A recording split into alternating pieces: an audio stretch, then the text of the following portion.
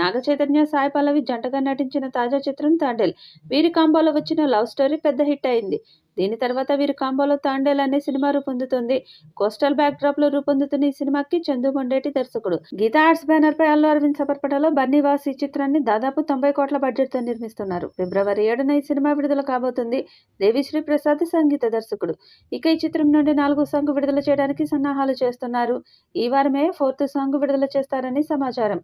Cinema విడుదలకు సమయం దగ్గర పడుతూ ఉండడంతో వరుసగా సాంగ్స్ విడుదల చేయాలని ప్లాన్ చేస్తున్నారు.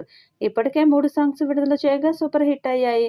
ఇప్పుడు 4వ పాటను విడుదల చేస్తున్నారు. ఈ సాంగ్ కూడా సాయి పల్లవి, నాగ చైతన్య మధ్య ఉంటుందట. దేవిశ్రీ ప్రసాద్ మరొక సూపర్ సాంగ్ ఇచ్చాడట. మరి ఈ సాంగ్ విడుదలయ్యాక ఎలాంటి సెన్సేషన్ అవుతుందో చూడాలి. ప్రమోషన్లలో భాగంగా విడుదలైన బుజ్జి తల్లి పాట చాట్ బస్టర్ అయింది. తాజాగా హైలెస్సో అనే మరో లిరికల్ సాంగ్ కూడా రిలీజ్ అయింది. 3 నిమిషాల 49 సెకండ్ల నిడివి కలిగిన ఈ పాట ఎంతెంత దూరాన్ని నువ్వు నేను మోస్తూ ఉన్నా అసలే అలుపు రాదు అంటూ మొదలైంది. హైలెస్సో హైలెస్సో అనే లిరిక్స్ మంచి హై ఇచ్చాయి. దేవిశ్రీ ప్రసాద్ అందించిన ట్యూన్ చాలా బాగా కుదిరింది.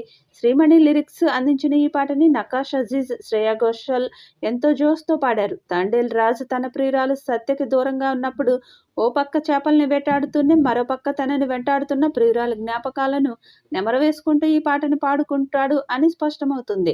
ఈ లిరికల్ సాంగ్ లో చైతన్య, సాయి పల్లవిల హావభావాలు యూత్ కి అమితంగా ఆకట్టుకునేలా కనిపిస్తున్నాయి. మొత్తానికి బుజ్జి తల్లి పాటలానే హైలెస్సో పాట కూడా ఇన్స్టెంట్ చార్ట్ బస్టర్ అయిపోయినట్టే అని చెప్పాలి.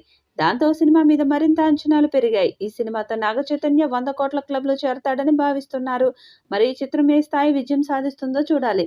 ఈ వీడియోపై మీ అభిప్రాయాన్ని కామెంట్ బాక్స్లో తెలియచేయండి. ఈ వీడియో మీకు నచ్చితే లైక్ చేయండి, షేర్ చేయండి, కామెంట్ చేయండి. మరిన్ని అప్డేట్స్ కోసం మన ఛానల్ని సబ్స్క్రైబ్ చేసుకోండి.